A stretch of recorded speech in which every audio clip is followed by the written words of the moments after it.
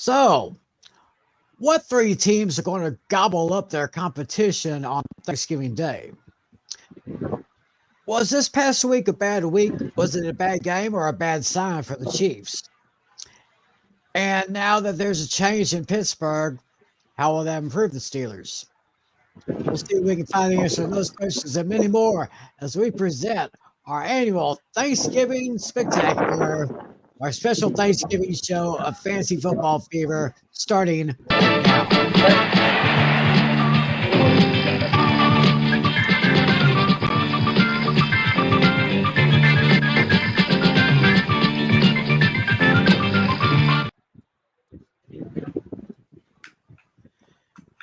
Hello, everyone. Welcome to this edition of Fantasy Football Fever. Great to have you with us. However you're watching, wherever you're watching, whenever you're watching, thanks for making this part of your week. And, of course, you know who I am. I'm Tim McClellan, the guy that's walking through the streets of the Empire State, our good friend John Flynn. And, of course, we have our league commissioner, John Natale. How you doing, guys? Greetings, everybody. Hey, we're doing good. All right, doing great. And may I be the first to wish you boys, and of course everyone out there, a happy Thanksgiving. Same to you. Same to you. I think we can all agree that Thanksgiving is probably Thanksgiving weekend, the greatest weekend in the NFL every year. Oh yeah. I would dissent and say the divisional round of the playoffs because the action is unbelievable throughout the divisional playoffs. But I digress. Yeah. This is the week where we might know a potential playoff berth gets clinched by somebody. Somebody gets eliminated. Yeah. I mean, as far as I know, I've already clinched the playoff spot because I'm 9-2 in our league. I didn't mean that. I meant the real thing. But yes. Yeah. Playoffs? Yeah. Don't talk about it. Playoffs? You kidding me? Playoffs? Yeah, we are very close. In fact, counting this coming weekend, there are 3 more weeks of competition in our fantasy league. So, I would have everybody, last week, but I blew it by benching Ridley. Ugh. yeah, everybody's jockeying for position. We have someone here that wants to give us a greeting here. Daniel Berry Sports Highlights. Daniel, how you doing? Thanks for watching. Have a happy Thanksgiving, my friend. Thanks for watching. Spread the word about us. Show us some love. And, well, look who also wants to say hello. The head horseman himself, Alex Pizzle, A-Pizzle90.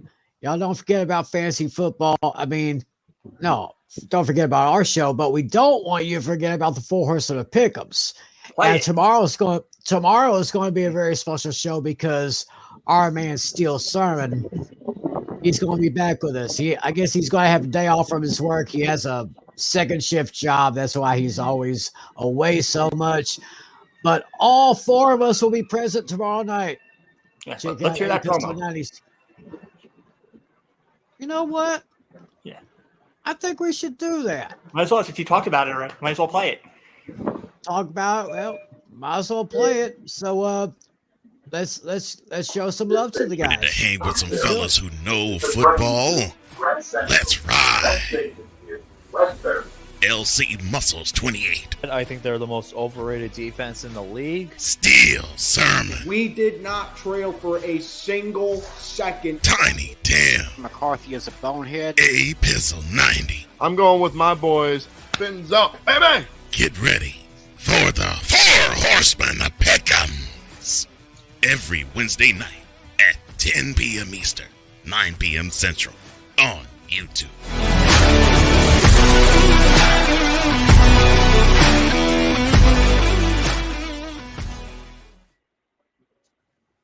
Oh yeah.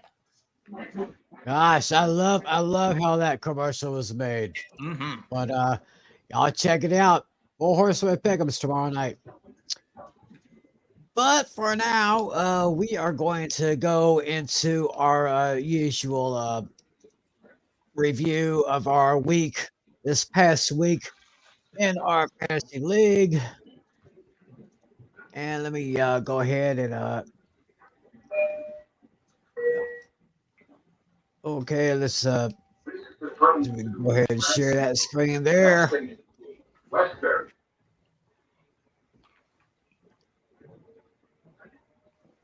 All right, we have it right here.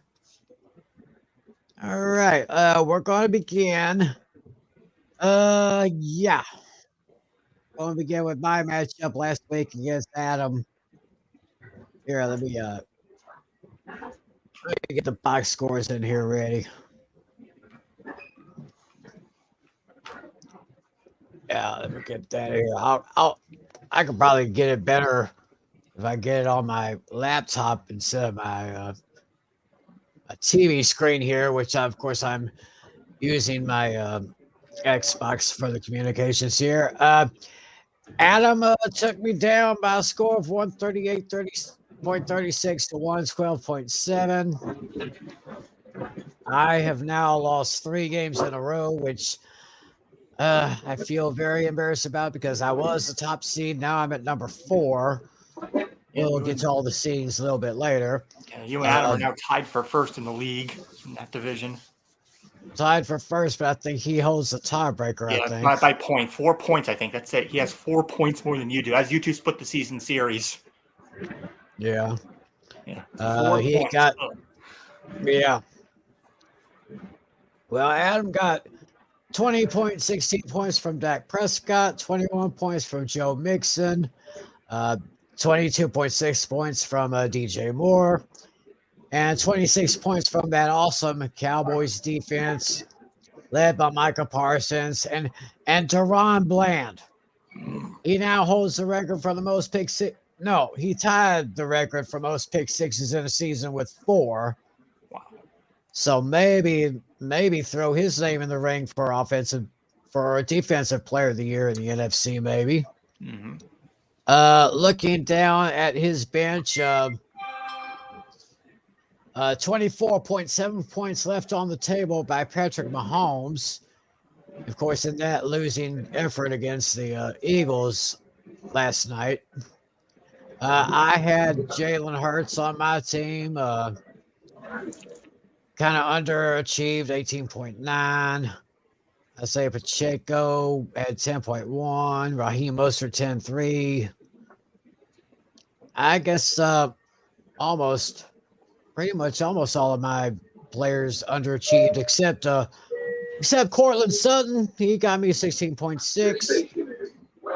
Got 11 from the Lions defense, and Mr. Automatic Justin Cooker gave me 11. Meanwhile, Joe Burrow, well, he's out for the season now. He managed to get 10.74 before he got hurt. Mm-hmm. I guess I should have. Well, I was going to take Parsons, but since the Niners came back into action from their bye week, I decided to start Fred Warner, which is a good thing I did. Got 14 from him. And only got 11 points from the Eagles defensive special teams. Hey, would you guys, I still have Devon Achane. I've heard that he might be back in the lineup for the Dolphins game against the Jets on Black Friday.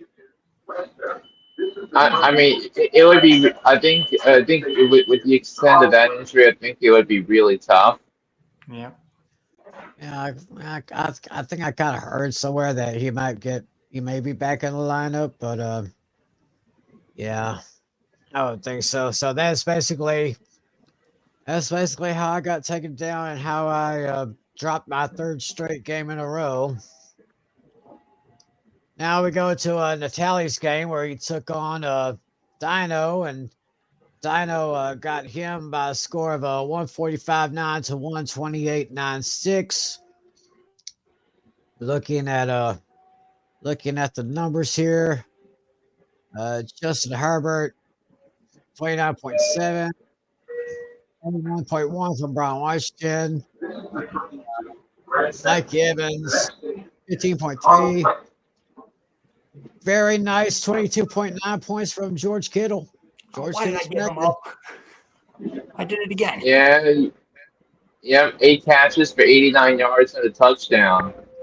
Yeah.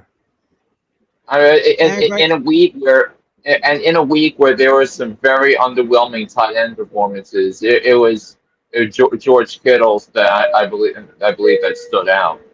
Mm-hmm. Yeah. Great performance from Adam Thielen in the losing effort to the Cowboys, but he got 15.4 points. And another note about George Kittle was the only tight end that scored more than 16 points this week. So that tells you how brutal it was for fantasy owners. The only one, and he scored nearly 23 points. And he got 15 points from Pittsburgh linebacker Landon Roberts. Yeah, that was something. Yeah, that was a nice little bargain pickup, I guess. Yeah. I decided to start Kyler Murray last week. This station is Carl Flynn.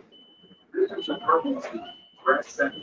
The next station is Radio. Yeah, but looks like we lost him. So we'll pick it up from here. So so you started Kyler Murray to tally?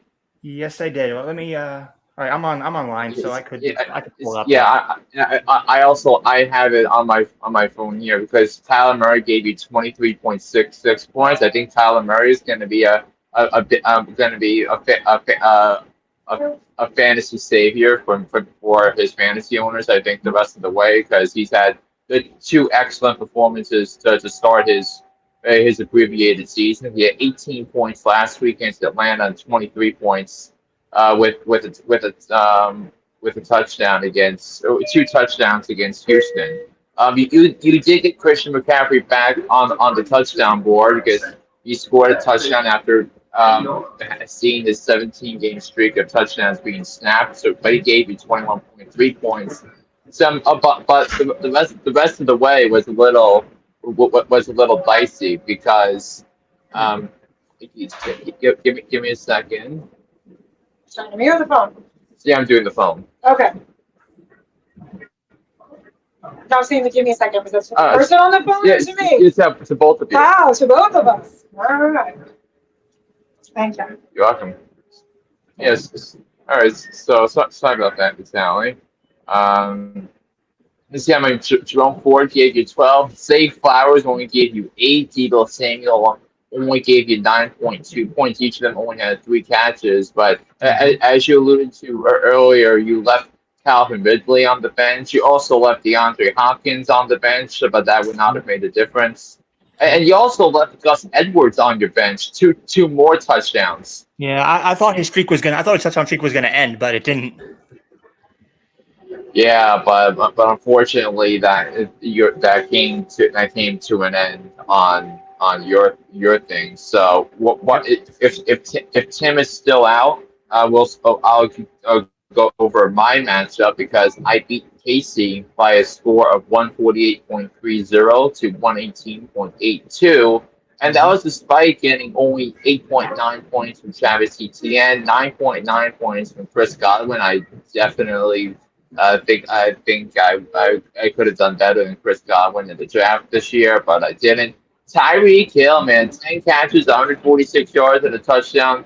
He's back on track. He gave me 30.6 points in their victory against the Raiders. Devontae Smith, 15.9. Fabio Okereke, 16. Travis Kelce, a touchdown, 7 receptions, 44 yards, 15.4 points. Darrell Henderson, he scored a touchdown, but he was cut by the Rams on, I think, today. Oh wow! I did not know that. Yeah, because Kyron Williams is coming back for the Rams this Sunday, going up against the Arizona Cardinals. So that's going to be a boost for them. But anyway, as for Casey, Brock Purdy gave him 32.72 points. It's 32.7 points, but he didn't get much from his running backs or his receivers.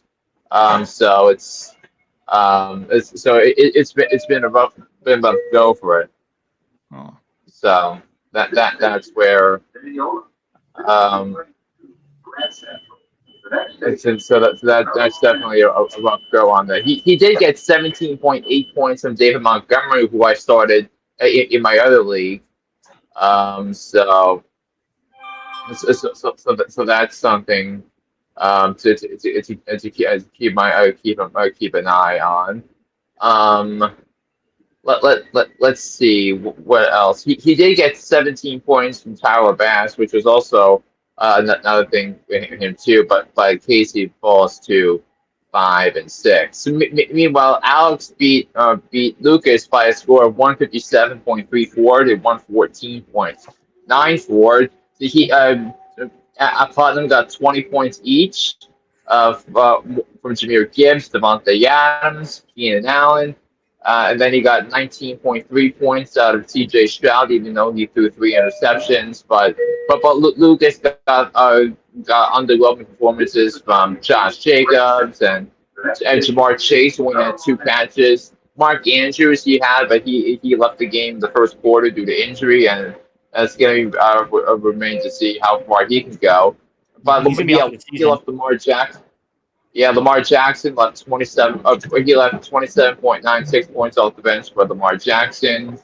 7 and all of that. But that was a good win for Alex for Putnam, who is now 4 and 7 on the season and keeping his slim playoff hopes alive here. And then the last matchup, interesting player scored the most points in the league this week, 186.2 over to David's 74.8. And Alex got big performances from Josh Allen, Jalen Warren, Brandon Ayuk, Saquon Barkley, who gave me 30 points in my other league, and he got 28 points from the Giants defense on Sunday against Washington. Wow. Jeez. Yeah. So, yeah, and then David didn't set his lineup, and that's that. He did get 16.5 points from CeeDee Lamb, 21.7 from Amon St. Brown, and then that's where things go from there. Mm-hmm. So anyway, let's go quickly through our matchups for the upcoming week in fantasy, which is week 12 of fantasy football fever. So I'm going up against Adam, and I projected at 140.7. Adam is at 138.2, because I have favorable matchups with Trevor Lawrence and Travis Kelce, but Adams is projecting hoping for big things against Dak Prescott, who's going up against a Washington defense that made Tommy DeVito look like Patrick Mahomes at times on Sunday, and he's also got the Cowboys defense. So that's that on that matchup. So you Natalia, going up against Putnam. And you're projected at 137.3, and Alex is at 134.8. You have, of course, you have Christian McCaffrey. He's projected at 23.1 points. And so you have Bijan Robinson. You have at 14.6. Falcons coming off a bye week, going up against the Saints, but Alex has Keenan Allen, Devontae Adams, Jahmyr Gibbs going up against that Green Bay defense. C.J. Stroud projected to score 22.1 points. So that is that. Anyway, but some of the options you have is now on your bench. Justin Fields on Monday night against Minnesota. Mm-hmm. Zay Flowers against the Chargers. That might be a good matchup, don't you think? That's possible. I'm still playing around with my lineup. I haven't made my decisions yet. I'm too stacked. I'm very stacked, so it's hard to pick. Yeah, I know. You got it. Is that the reason why you have the second best record in the league, and you're a reason why you're one of the only 2 people to beat me? so far this year. Jerome Ford, Jordan Addison, Debo Samuel. So you have a remarkably deep lineup. Yeah, I picked up Bijan Robinson off the waiver wire. I'm taking a flyer on him. Yeah, that's very interesting that he's now available. And the other person that beat me so far was Andrew St. Clair, but he's going up against Dino, who is projected at 139.6, while Andrew's at 130.5, and he's right now going with Ty Chandler as a starting running back for the Vikings, but he's only projected at 7.1 points. So I think that tells you the fluidity of the Vikings running back situation, which I thought played really well, all intents and purposes, on Sunday night, going up against the the Denver Broncos. Right. But he's also got matchups from Brandon Ayuk, Saquon Barkley, Josh Allen against the Eagles. He's only projected at 24.1 points. So the reason why I say only 24.1 points is because the last few weeks he's only been his projection lines have been around 30 points. So it's kind of a reflection of Josh Allen, and also a reflection of Philadelphia's defense that they're going to have to go on the road on their turf and play against on Sunday. So that's that. But Dino has Justin Herbert, Jonathan Taylor, Derrick Henry, Mike Evans, Adam Thielen, George Kittle, who you gave up in remarkable fashion in a trade. So he has that, but Andrew's gonna have to choose between Chris Olave as a wide receiver option, and he's going to be between Tua and Josh Allen at the quarterback position, although Tua is projected to score 5 fewer points this week than him. Cooper Kupp, 15.6, is on Dino's bench for the time being. So anyway, and speaking of Tim, who's still waiting for somehow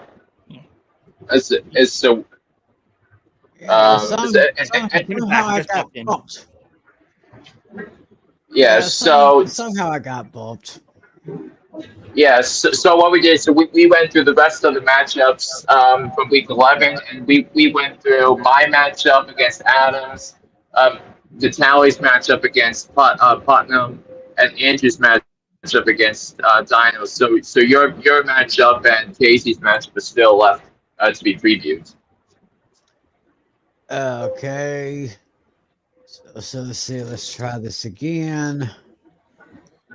We're looking at my matchup with Lucas.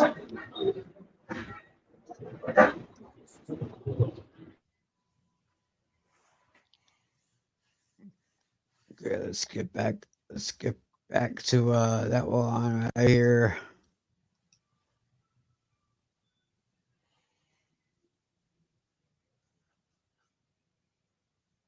Yeah, looks like we lost him again.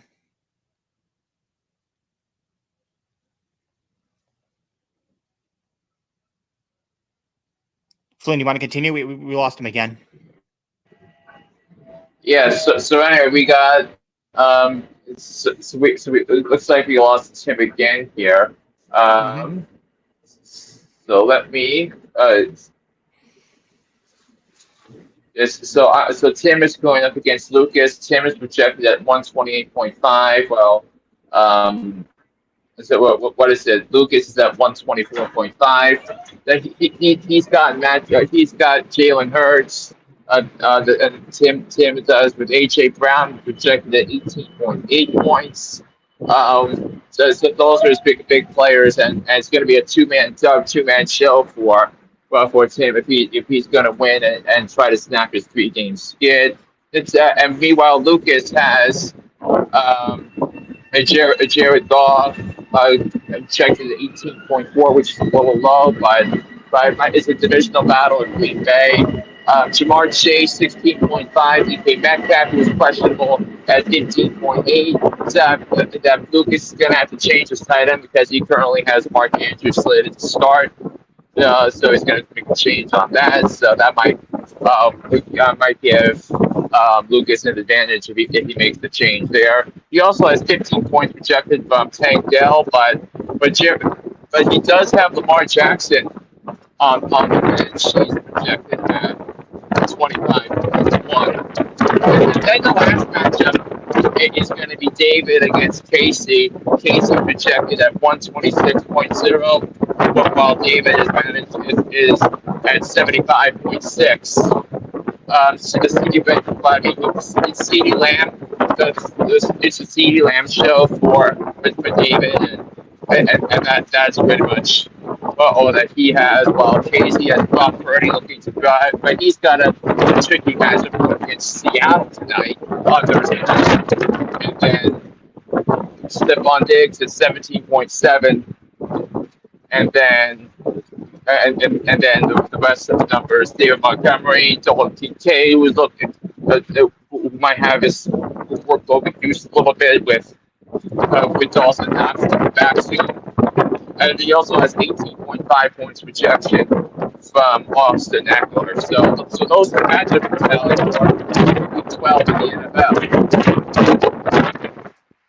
Now we can take a look at the playoff picture now. Yeah. So why don't we take because I won't be able to share my screen with you guys because I'm currently not in the realm of things. Yeah, but in terms of standings, let's see what I can do as far as try to get things through here to my my laptop anyway. Mm-hmm. Okay, we're going to mute that. We're going to stop mute that because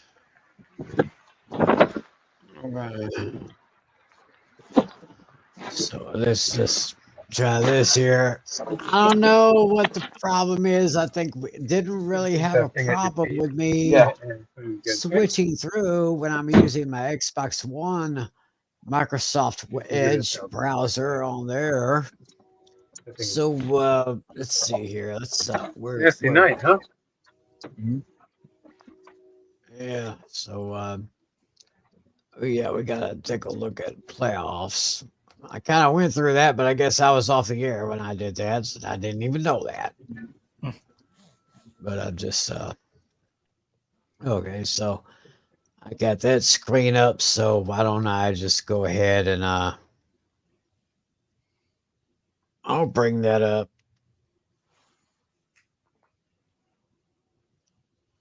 Bring that into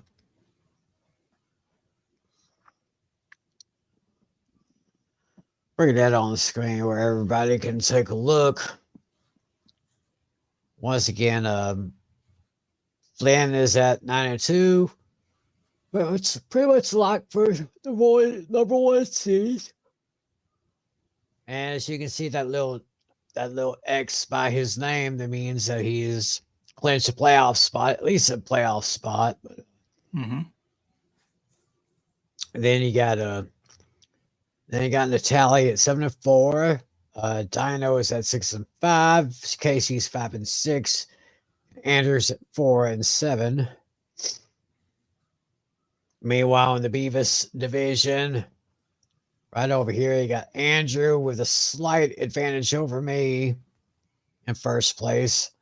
Around Ohio holding second. Lucas at third. Alex fourth. And David at fifth. There you see our overall standings right here. Flynn's still at number 1. Adam's now number 2. Natalie's at 3. I've fallen to 4. Dino at 5. Casey 6. Lucas 7. Andrew 8. Alex 9. And David at 10. And if the playoffs were to start this weekend, that means that Flynn and Adam would have no number 1 and 2 bye respectively. Have number 1 and 2 seeds. I would go up against Dino, and Natalia would go up against Casey. Meanwhile, in the losers bracket, we'd have Andrew against Lucas and David against Alex. So, so I guess that's our matchups right there. And I guess I almost forget this. This is like it's just a while back here. We have another saying that was another horseman wants to say hello. LC, it's Lucas. What's up, Lucas? What's up, Lucas? Thanks for watching. See you tomorrow night, bro. Have our big Thanksgiving horseman show. See you next time, of course, supporting the yellow and black of the Pittsburgh Steelers. So, I guess now, let me get that off of here. So, I guess if Flynn is ready, we got to go into some hot topics for this week here. Yeah, looks like we just lost Flynn. Oh, okay. Guess he got disconnected or something. Yeah, I might have been, but that's okay. He'll come back. Yeah. Oh. Plug that back in. Be right back. And looks like Flynn sent a text. Let me see. What did he say? Be back in 3. Guess he means 3 minutes. About 3 minutes. Okay. Oh, I got an idea. Well, I guess while we wait for Flynn, I guess you want to do my my bonus trivia question for Thanksgiving. I think. Did you read the link? Did you read the article by any chance? I don't want us to take in the same questions if we were doing that. Let me put it this way. Does your trivia question have anything to do with a record for a quarterback? Actually, my question had a record for a running back. Okay, and then we're doing something totally different then. Okay. Want me to fire it away while we're here? While we wait for Flynn? Yeah, I guess while we wait for Flynn, we'll go ahead and do our tough trivia. All right. Bye. Well, So, everyone watching out there, Yep. these questions, these guys kind of have 2 questions. They have a Thanksgiving theme to it. Yeah, I mean, we'll start with the bonus one first. Here's mine. This is going to involve a record set on thinking about every single game that's been played on Thanksgiving. There are 2 quarterbacks that have thrown 18 touchdowns on Thanksgiving. One of them is Tony Romo. Who is the other? Now, are we talking about 18 career touchdowns on Thanksgiving? Yeah, career touchdown passes by a quarterback on Thanksgiving. Among all the games that they've played. One is Tony Romo. Yep, Tony Romo has 18. One other quarterback has 18.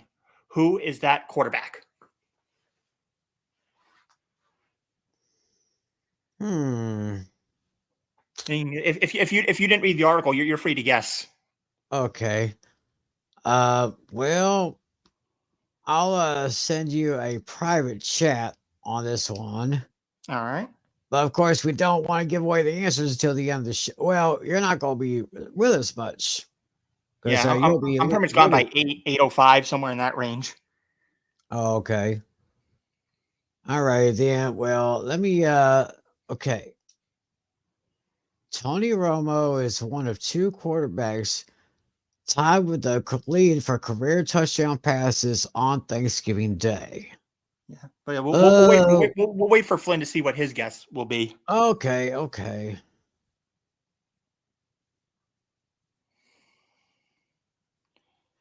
18. Oh yeah, I wonder if yours is probably in the article I sent. That's a possibility. Let's see here.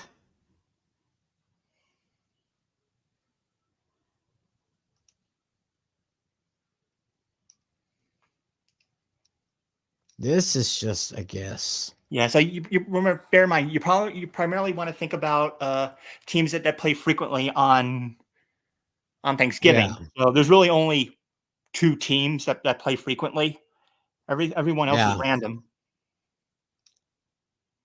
Troy Aikman. There's my guess. That's a good guess, but we'll wait to see what Flynn guesses after that.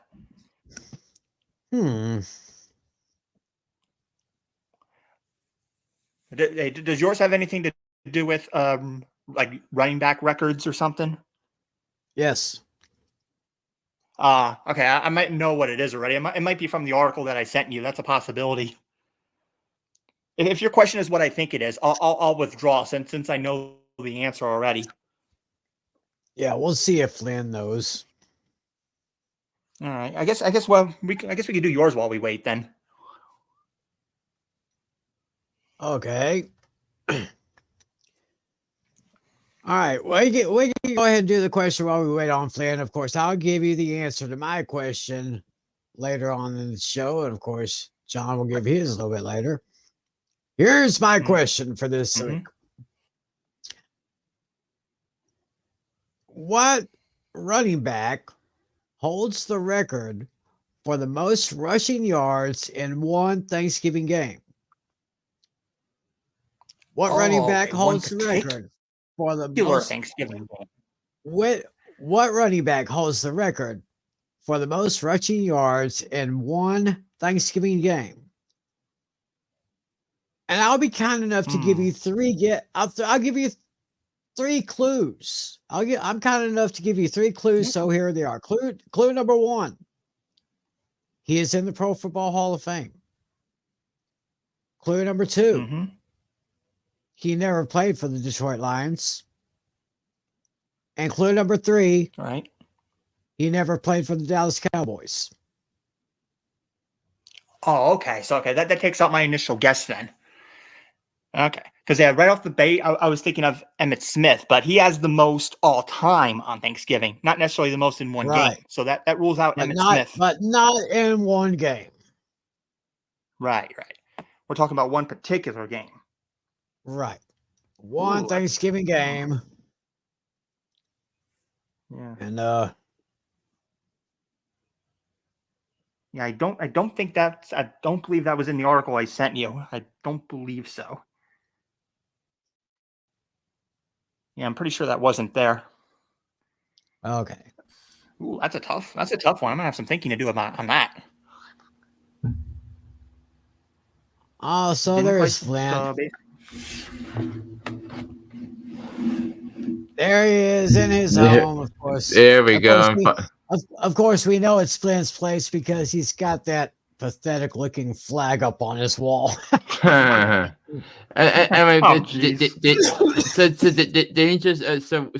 where do you pick up on? Well, I guess we decided to want to go ahead and do Tim's Tough Trivia. Yeah. And Natalie has a bonus question, and both of our questions are Thanksgiving themed. Oh. So Natalie, we'll go ahead and ask your question first. Okay. Yeah. Tim already put his guess in. I'm not saying whether or not it's correct yet, but all right. We're talking about all-time record for Thanksgiving. Not one game, every game combined. All right. There are 2 quarterbacks that hold a record of 18 touchdown passes thrown among all the Thanksgiving games that they have played. One of them is held by Tony Romo. Who has the other?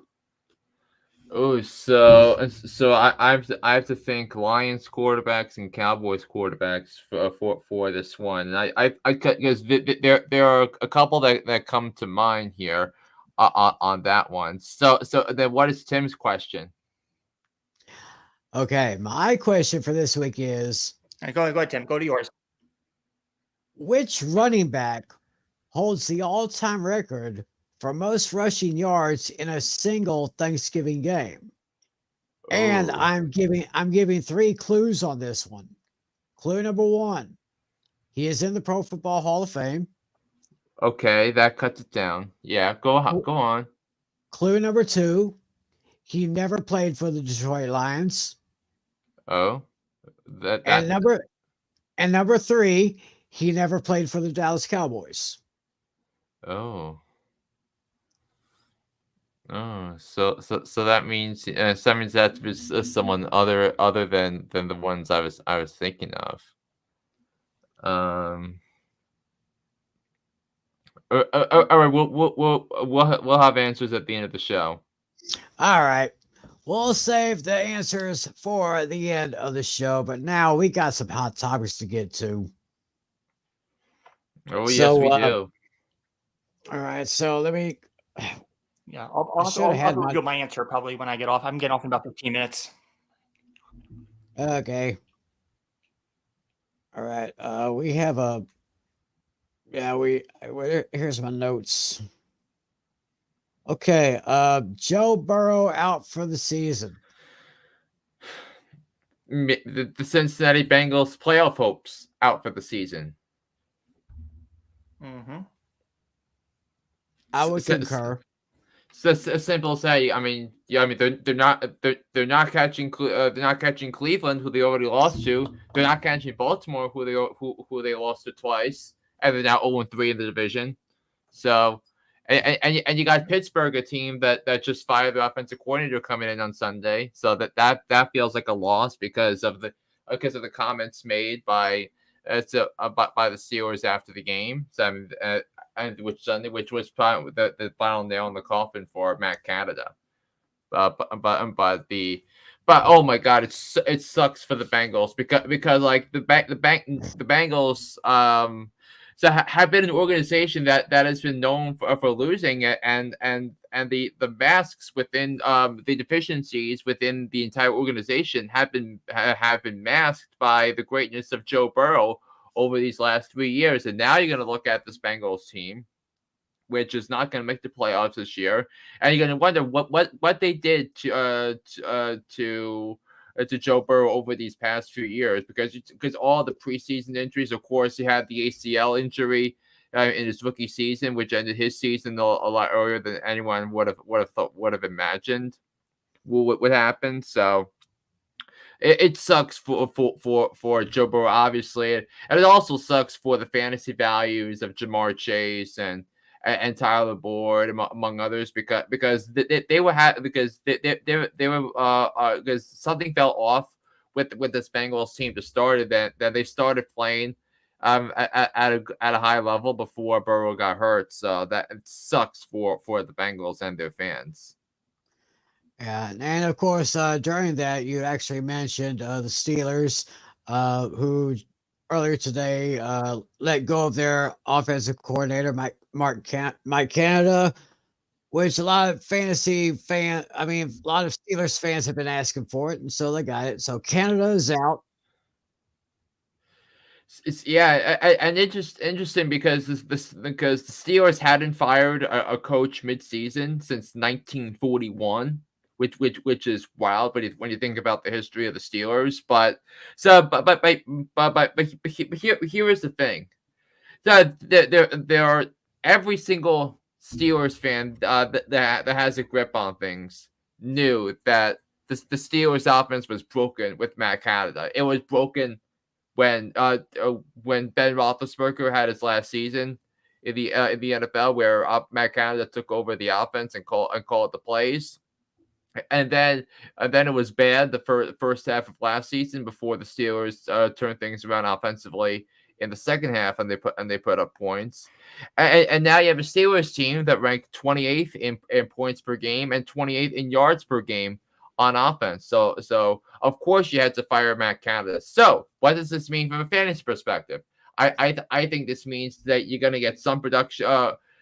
You're gonna get more production out of Najee Harris. I think you're gonna get more production from George Pickens, who has been let's face it, declining over the last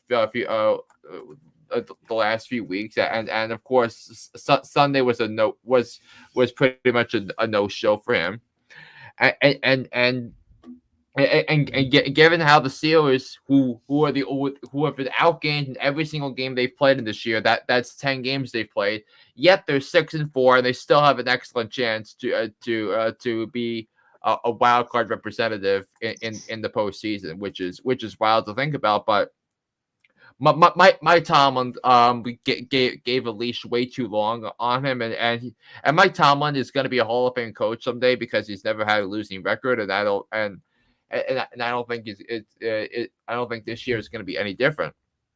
So I think everyone on the Steelers, and I think Kenny Pickett, especially if there's an injury replacement at quarterback for your fantasy teams, I think, and if the Steelers are able to get things going here, I think Matt Canada, Kenny Pickett is going to be able to be able to play at a high level again. Yeah, so maybe the change at offensive coordinator will do some good for those Steelers. Let's stay in Pennsylvania right now. Let's talk about those Eagles. Question comes up: are the Eagles the best team in the NFL? I mean, are they good as their record shows? Yeah, I want to hear the tallies answered on that because I have a feeling we're going to oppose on this. Yeah, I mean, I think they're being challenged a little bit more, so it's going to be interesting. I mean, for right now, I'm still going to say yes, but they're definitely being challenged. Like potential teams I could see knocking them out are the Lions. I could see them knocking out. I wouldn't rule out the Vikings either. I think those are the two biggest threats right now that could knock them out of the playoffs, as far as the NFC goes, at least. But I mean, you also got to think about too. They have because they have matchups the next 2 weeks against Buffalo, against San Francisco, against the Cowboys. So those are going to be. I forgot about the 49ers and Cowboys. Yeah, that's right. Yeah, because they play a rejuvenated Bills team. We might get to them in a little bit next week. So they have the 49ers the following Sunday, and then the Sunday night showdown in Dallas against the Cowboys. So yeah, you got monster showdowns coming up for the Eagles calling up. But I think we need to give the Eagles credit for winning the games. Eagles winning the games. Each of the last 2 weeks, I thought outside of the mistakes, I thought they were outplayed by Dallas, and I thought they were outplayed by Kansas City. But the mark of good teams is forcing turnovers and capitalizing on the other team's mistakes. Now, everyone's going to talk about the drop pass of Marquez Valdez-Scantling in the end, which had very similar overtones to Emmanuel Sanders' drop catch to the Super Bowl 4 years ago. Where they were down 4, less than 2 minutes left. Easy go-ahead touchdown was dropped. But I view the two red zone turnovers as the reason the Chiefs lost that game. That throw and all the Marquez Valdez-Scantling slander doesn't happen if Patrick Mahomes doesn't lollygag that ball in the end zone, which Kevin Byard caught for his first interception as the Eagle. And then Isaiah Pacheco loses a fumble inside the 10-yard line, and you can't have that. So two big time mistakes. And the Eagles turned the fumble around into a touchdown. Which stunk for that. So and that's what I have on the Eagles. Now, it's not going to be easy against a talented Bills team. Certainly not going to be talented against the San Francisco team, and certainly not going to be easy against a talented Dallas team. But listen, AJ Brown was held in check last night for the Eagles, and Kansas City's defense I thought played very, very, very well against this Eagles team. But I want to give you numbers from AJ Brown from last night, which really differentiated from what he had. He only had one catch for 8 yards last night. Think about that, guys. Wow. And they won, and they beat the defending Super Bowl champs on the road in front of 29 million fans watching at home. I kind of think that the Chiefs kind of beat themselves more than the Eagles beat the Chiefs. Yeah, but say, and interesting. Because obviously I picked Kansas City to go to the Super Bowl and win the Super Bowl, and every year when I look at teams to go to the Super Bowl, there's always that but because when I picked the 49ers to go to the Super Bowl last year preseason, my biggest but was what was the quarterback position. Well, the year prior, I picked Kansas City to go to the Super Bowl. That was a year they lost to Cincinnati in the AFC Championship game. My biggest but for them was the secondary, which of course was exposed by Joe Burrow in the fourth quarter of that game. The biggest but for this Kansas City Chiefs team, where I said it on Hooked on Sports preseason, and it came up big last night. The wide receivers last night were terrible.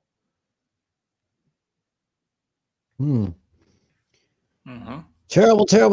But I'll tell you one receiver who is not terrible, and that is number 88 for the Cowboys, C.D. Lamb. He is having a spectacular season. And I think more spectacular than that. More spectacular than you give him credit for, because since I'm now home, I can now share a screen with you guys, and that's what I'm going to do right now.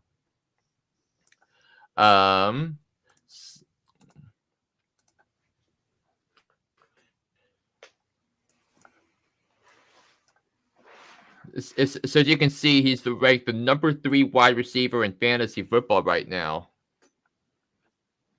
And Tim, just look at these numbers. Yeah, let me put the screen on a full view, and let me take a good look at that. Yes.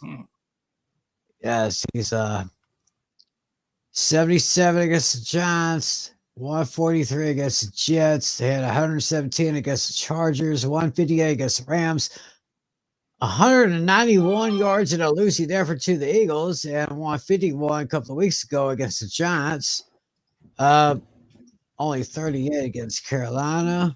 Yeah, but it didn't matter for them that much. But remember, the big problem with the Cowboys before the season. I mean the first few games of the season was CeeDee Lamb wasn't getting enough targets, because you could see here 13 against the Jets, a team they needed to rely on because it was a close game at halftime. Arizona 7 lost. 6 for the Patriots, but the Cowboys defense won that game. 5 against the 49ers, lost. 7 against the Chargers, 7 receptions on 7 targets. And then you go to the double-digit targets. Rams, 14, 12, 2 touchdowns, 41 points.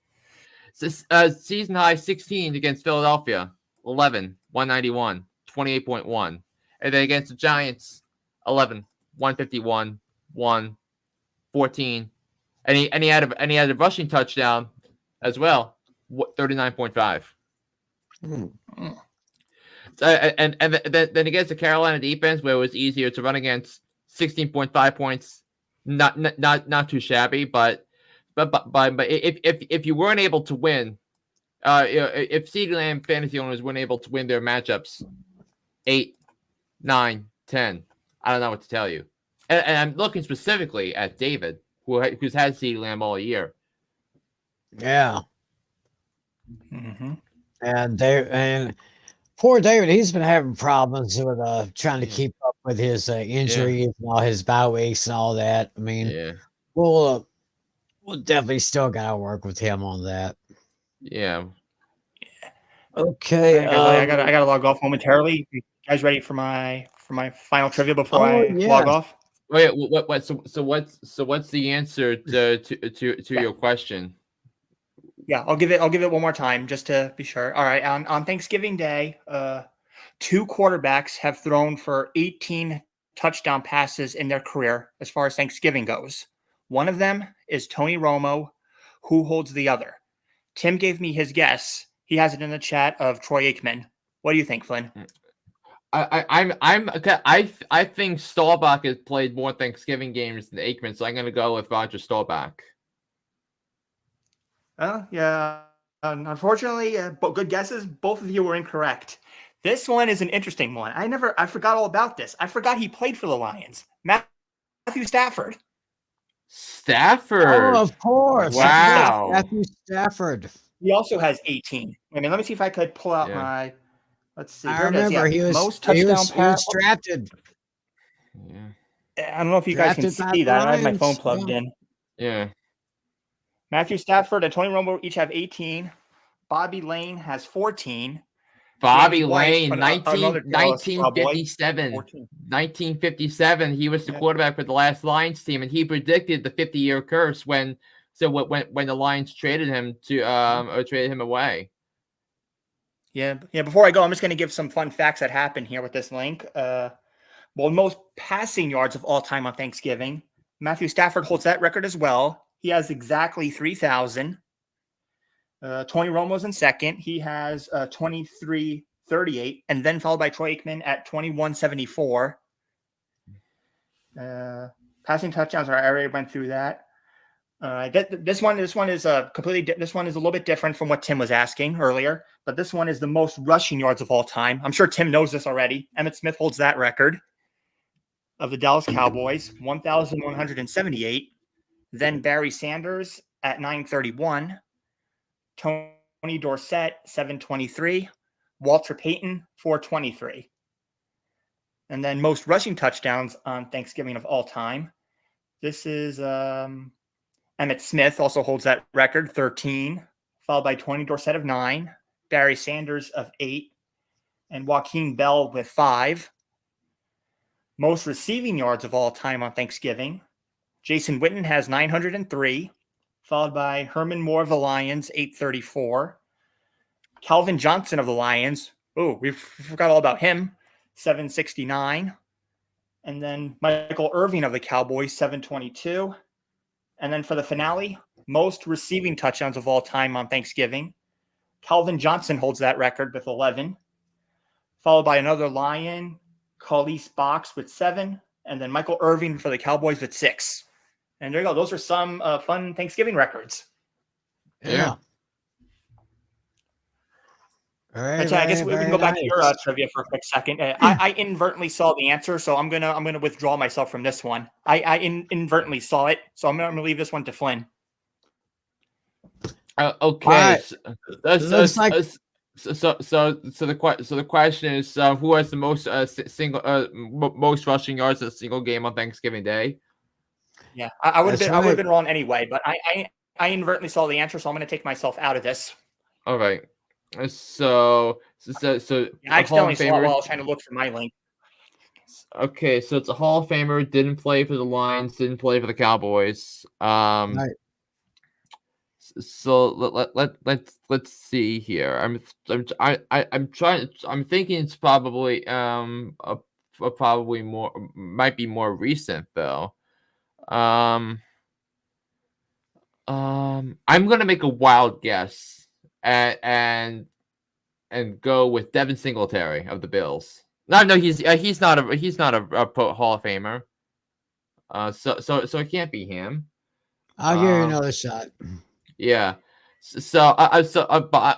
But I'm gonna think of another one. So let's think about this. Eric Dickerson of the Rams. Ooh, that's a good guess. Eric Dickerson is a good guess. Yeah, but not the right answer. Nope. Yeah, I would have been wrong too. My answer was Walter Payton. So I know I'm wrong too. Okay. Well, Flynn, the answer would be O.J. Simpson. Well, that fraud, that loser. Wow. Oh, geez. Yes. Yeah. O.J. Simpson. It was. I got the information right here in front of me. Oh, Thanksgiving Day, 1976.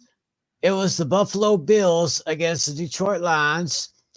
And in that one game, O.J. Simpson carried the ball 29 times for a total of 273 yards and 2 touchdowns. Oh, gosh. Jeez. Yeah, it was O.J. Simpson. Mm-hmm. Yeah, wow. Yeah. So,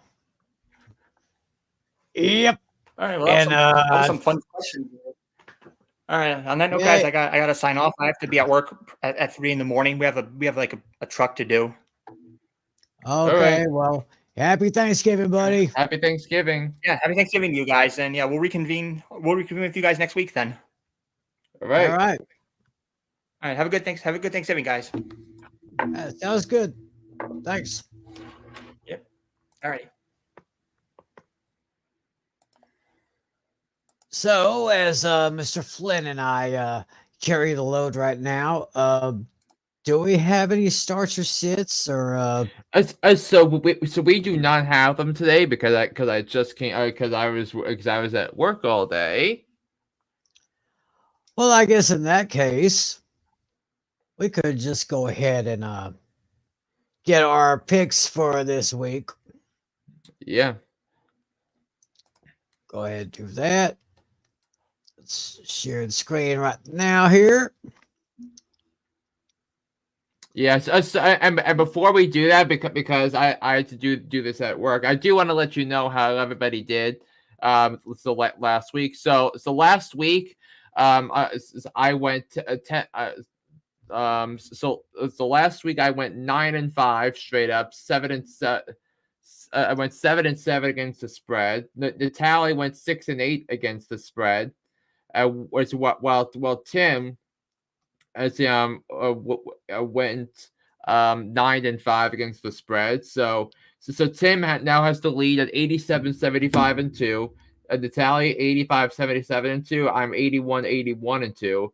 And then straight up, as I mentioned, 9-5 was my record. The tally went 9-5, and Tim went 10-4 straight up. So I'm 101-63 for me, 99-65 for the tally, and then 103-61 for Tim McClellan. So with this in mind, here are our picks for week number 12 of the National Football League.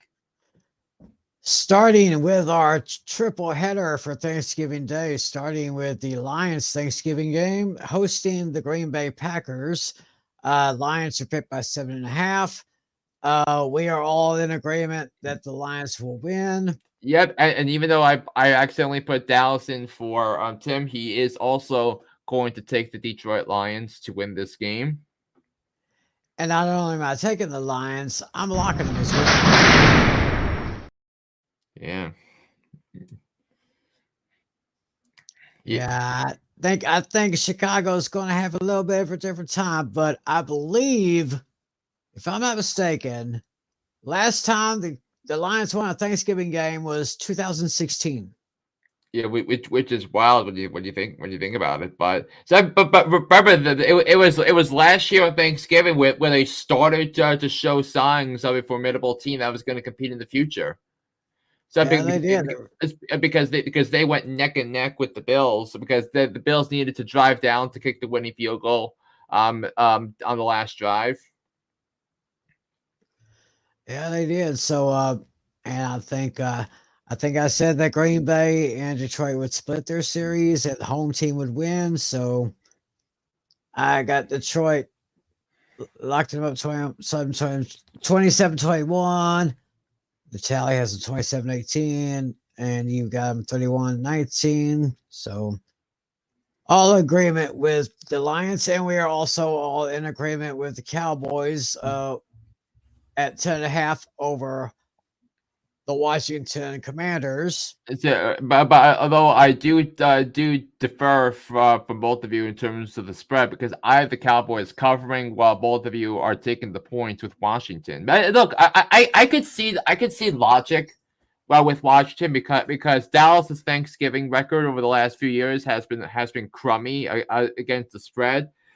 But here's the thing with this Commanders team. number one, Ron Rivera still holds a job, and number two, this Washington defense is atrocious. I mean, they made Tommy DeVito look like the second coming of Eli Manning on Sunday.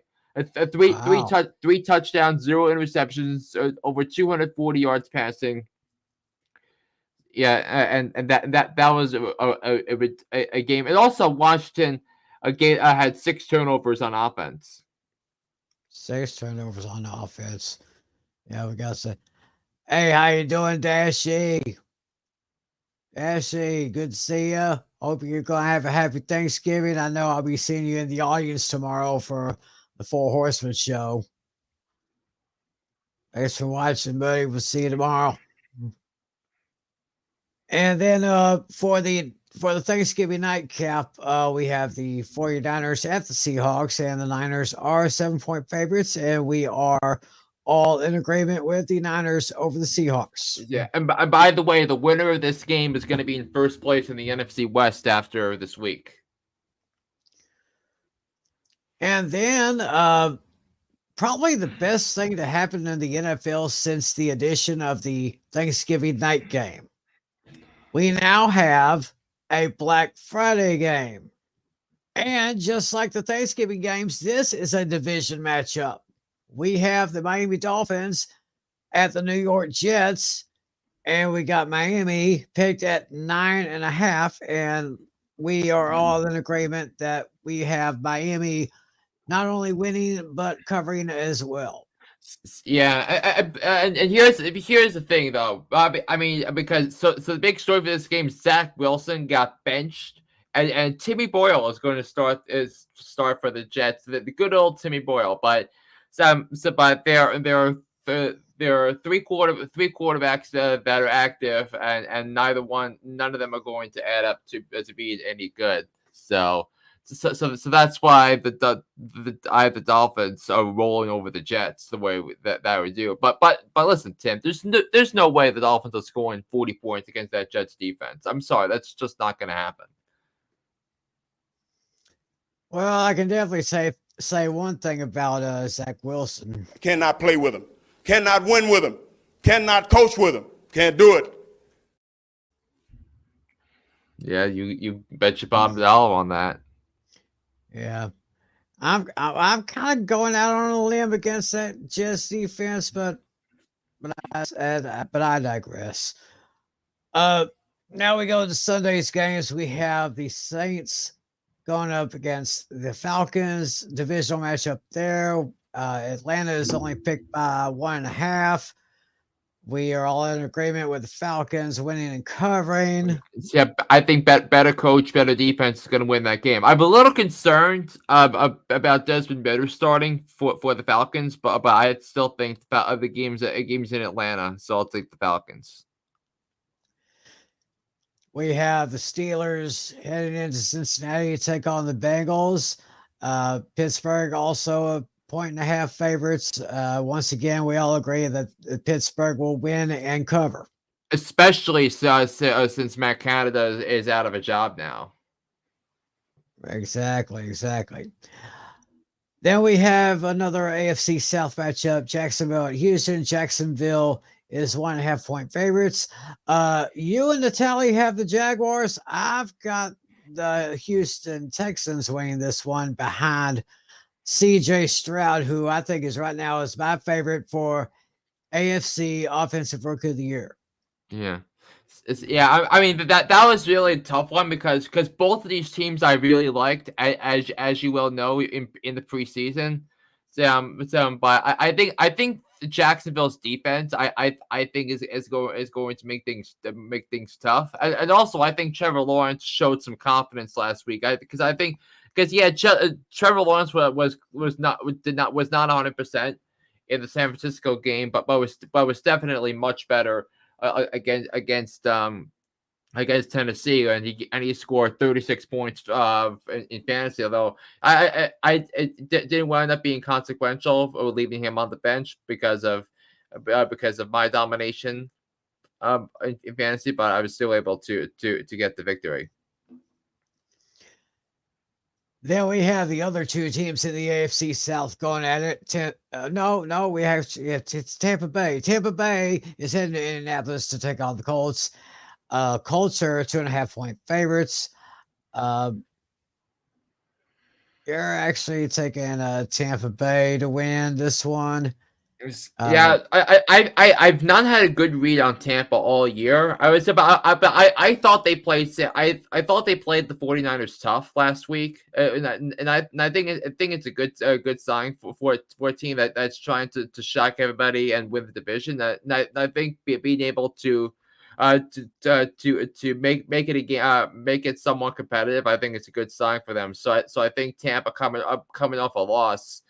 I didn't know which way to feel about Tampa because I've not been good at picking Tampa games, but I feel like Tampa Baker Mayfield against that Colts secondary with now with Shaq Leonard out and that linebacking crew, I think it's going to be a really good matchup for Baker Mayfield. And I noticed not only that Natalia and I are taking the Colts, but we each have identical final scores here, 24-21. We're going with the Colts on that one. Next we have New England Patriots at the New York Giants. Patriots are 3.5-point favorites. I gotta do this twice, once for you and once for Natalia.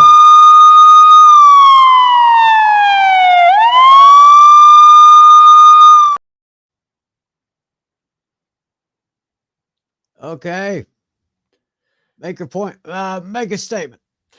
Yeah, but I mean, look, I think what Brian Dable said in his post game speech to the team what was that he wanted communication between within the coaching staff between the players and from the coaches to the players. He wanted toughness. He wanted and he wanted ability to dominate. That's what they did. Look, if this was Joe Judge and Dave Gettleman, the Giants would clearly be tanking and they'd have zero of a shot at beating the Patriots. But Joe Shane's not embracing the tank. Brian Dable's not embracing the tank. And it's going up against a Patriots team with Mac Jones as the quarterback, who objectively has been the worst quarterback in the NFL this year. So it doesn't help that he had the toughest schedule in the league to start the year, but still I think the Giants come in with more momentum than the Patriots. So hence why I'm going to pick the Giants to win this game. All right. Before we move on, we have a fancy question from John Jansen again. It says, I picked up Josh Dobbs on waivers last week. I started him over Hurts, but Hurts did slightly better than Dobbs. Who would you start this week? I can't stress enough how much I love Joshua Dobbs' matchup on Monday night against the Chicago Bears. Just because the Bears have been terrible at stopping the run all year. And what does Josh Dobbs do best? Scramble and run the football. So I think he's gonna have he has excellent matchups on Monday night, and I think the Vikings going to come with extra motivation because they lost by a point to the Broncos. So I cannot stress enough how much I love Josh Dobbs against that Bears defense. Then Jalen Hurts going up against that Bills defense. Wow. Now listen, the Chiefs defense did very well against Jalen Hurts in spite of the 2 rushing touchdowns. So I think the Bills are going to be keen on stopping AJ Brown, which means that if Jalen Hurts is going to have a big game, he's going to have to fantasy owners are going to have to rely on him for rushing touchdowns. So to take that for what it's worth. Hurts and the Eagles have a tough schedule to start last night. You have confidence that Hurts is still a good option, even if it's to play a hard defense. Hurts is still an elite quarterback, but I wouldn't sleep on Dobbs. It's just kind of my thing. And there you go. Thanks for watching. Thanks for your questions. Spread the word on us. Show us some love. And back to our schedule here. We got Carolina and Tennessee. This is the one that I really didn't want to touch.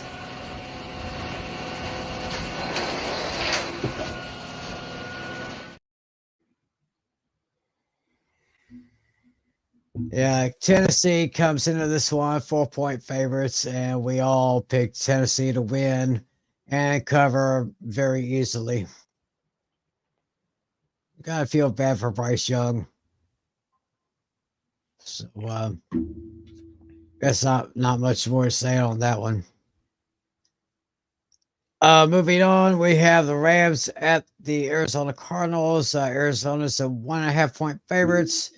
We're all in agreement that we have the Cardinals winning and covering over against the Giants. We have Cleveland at Denver. Mm-hmm. This game to me, Cleveland Denver, was the single toughest game to pick this week. That's because similar to what I said about Jacksonville and Houston. I had a lot of positives to say about Cleveland's offseason and Denver's offseason. Denver obviously with hiring Sean Payton and the Browns for putting together the pieces and having a really strong offseason and keeping Kevin Stefanski. So I had really high hopes on the Browns, a team I had making the playoffs. I still think should make the playoffs because they're 7-3. But I think Denver with the way they've been playing and the way they were able to win a game despite not playing at their best. I think that's a big deal. So that's why I'm going to go with the Broncos here. Yeah, Denver is slowly becoming stronger and stronger with every passing week. I picked Denver to win this one. However, Natalie is going with the Browns. So just see what happens there. Have the old AFL matchup right here. Every time these two teams get together, it can get ugly. It's the Kansas City Chiefs and Las Vegas Raiders. Kansas City comes in at 9.5-point favorites. We all have Kansas City winning and covering. Yeah, but that was a tricky one because the Raiders haven't played well. They've covered the spread each of the last 3 weeks. With Antonio Pierce coaching them. So, but I just think, but the reason why I have the Chiefs winning and covering is Mahomes coming off a loss. Right there. Then we have a really good one here. Buffalo Bills at Philadelphia Eagles. Eagles are 3.5-point favorites. Flynn and I actually have the Eagles winning, but Buffalo covering, while Natalie has Philly winning and covering. I just got a feeling that against that defense, Jalen Hurts might be routed up a little bit, but I see a really high-scoring game in this one. Yeah, but I and you notice that Tim has a high-scoring game. I think that the defense is going to make 2 big plays in the fourth quarter to win the game for the Eagles. All right. So then we have the Sunday night game, which is the Baltimore Ravens and the Los Angeles Chargers. The Ravens come in at 4-point favorites. Flynn, we all in agreement that Baltimore is going to win, but Flynn has the Ravens winning, but the Chargers covering. Yeah, and I think Mark Andrews being out, I think is a big deal because now the Ravens are going to have to rely on what they did this offseason to fix the passing offense and the passing game around Lamar Jackson, such that Lamar Jackson it feels like doesn't have to run that much. He can stay in the pocket and throw to Zay Flowers and throw to Odell Beckham Jr. So that's why I'm going to take the charge with the points, but I feel like it's going to be a 3-point loss again for the Chargers. Yep. And then the weekend concludes on Monday night with the Chicago Bears at the Minnesota Vikings. The Vikings are coming in at 3.5-point favorites, and all 3 of us agree that the Vikings will win and cover. Yep. So unlike the last few weeks, we've been we're in general agreement this time. Yep. So that's basically the slate of games for this Thanksgiving weekend, 2023. Like I said, I love Thanksgiving weekend. Spending time with my family, eating all that good food, watching all good football. Of course, it'll probably be most likely the same thing with our family. We just watch the Lions game, then we'll watch the Cowboys game, and do something else because they may not be.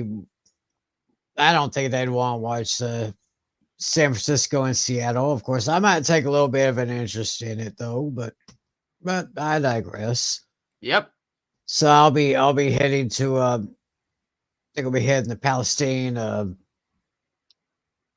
early Thursday morning. Spend the day with the family. Mm-hmm. So you got any plans, Flynn? I am working on Thursday. Wow. Working on Thanksgiving. Well, Yeah, but don't worry. I'll have I'll have all the games on. So don't worry. Okay. Hope you got some food on you. Yeah, good stuff there. Yeah, they're giving me food on Thursday. Okay, gosh, I remember. I think the only time that I had to work on a Thanksgiving. Oh my God, we had the game going on. It was Thanksgiving, 1993. Oh no. It was bad enough that I had to work on Thanksgiving. But it was the infamous snow-covered Texas Stadium as the Cowboys hosted the Miami Dolphins. And I think we all know what happened there. Yeah. It was the Leon Let game. In other words, the Leon let down. Yeah. Because that's exactly what he did when the Cowboys blocked the kicker for the Dolphins. So then the Dolphins had another shot at it, and they won the game. Mm-hmm. But my favorite Thanksgiving game, Thanksgiving 1994, the very next year. Cowboys versus Packers. Troy Aikman was hurt. He could not play. The backup quarterback at the time was Rodney Peete. He was hurt. He could not play. So the Cowboys had to start their third string quarterback. The Cowboys started off slow in the first half of the game, but then he just rallied to throw for, I think it was over 300 yards and 3 touchdowns. Cowboys ended up winning that game. Mm-hmm. The question is, do you remember the name of that third string quarterback? Yes, I do.